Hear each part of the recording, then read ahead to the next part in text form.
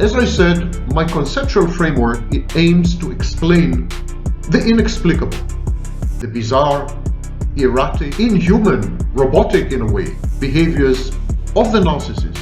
Why does he behave this way? With his supposedly loved ones, with his intimate partners, with his significant or insignificant others. How can you explain the somersaults turning on a dime? How could we explain the narcissist fluctuating from one pole to another, from idealization to devaluation? How do you account for all this? I constructed this conceptual framework which provides 100% answers to all these questions. And the whole framework is constructed on the concept of shared fantasy, first proposed by Sander in 1989. What the narcissist calls love is actually the shared fantasy. The shared fantasy involves an initial stage known as love bombing. Relatively, it includes the word love, which is very misleading. It's more akin to brainwashing. It involves a mechanism known as entraining, so it has nothing to do with love. Love bombing has nothing to do with love and a lot to do with bombing.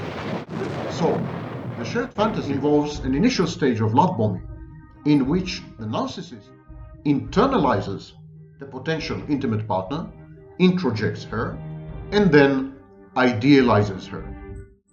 Gender pronouns are interchangeable because half of all diagnosed narcissists nowadays are women. Shared fantasy, love bombing, idealization. You're all acquainted with this. But I think what many of you don't realize is that the shared fantasy, and most specifically the idealization phase, these are defenses.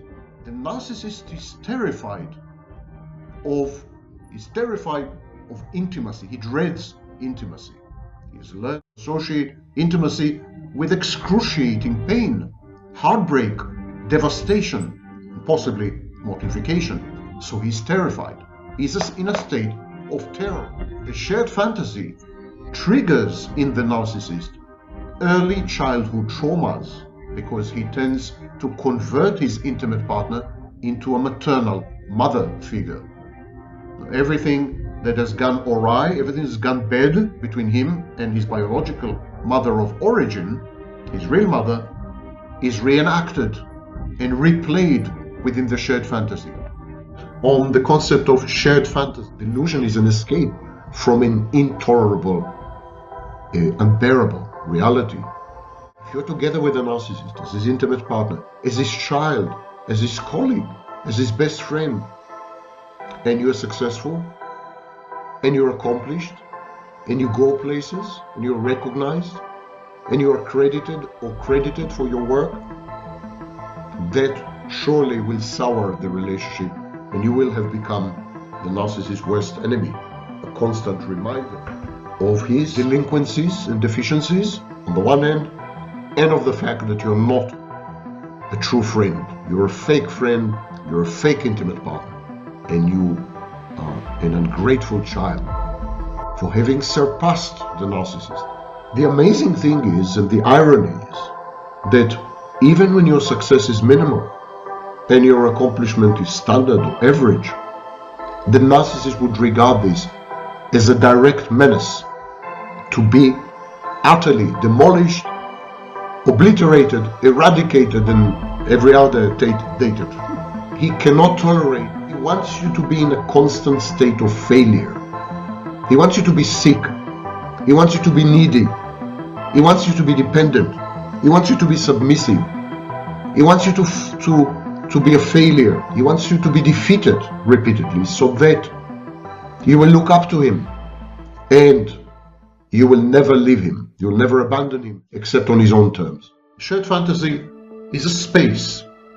It's a space where the narcissist can re-experience his childhood trauma safely. So it's a fantastic space. It's divorced from reality because reality hurts. Devastate and demolish his internal world, which is precariously balanced on a series of internal objects, all performing their pre-assigned roles within the narrative. So this makes you a mortal enemy. The narcissist fears you. And we know that fear engenders aggression. We are aggressive mostly when we are in panic. Intermittent explosive disorder. And there's another variant, the pernicious or passive-aggressive narcissistic sulks, gives the silent treatment, and is plotting how to punish the transgressor and put her in her proper place.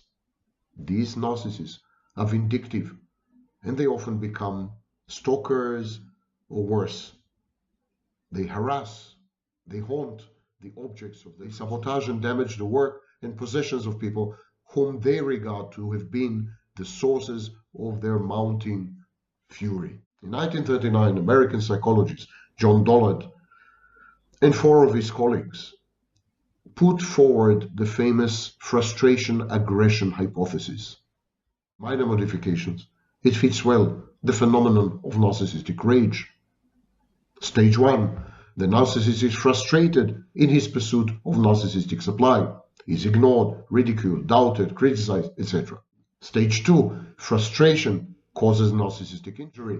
Stage 3. The narcissist projects the internalized bad object onto the source of his frustration. He devalues her, attributes to her malice and other negative traits and behaviors. And the final stage, this attribution or misattribution, this projection, causes the narcissist to raid malevolent entity, evil entity, that had so injured and frustrated him so unjustly. Devastate and demolish his internal world, which is precariously balanced on a series of internal objects, all performing their pre-assigned roles within the narrative.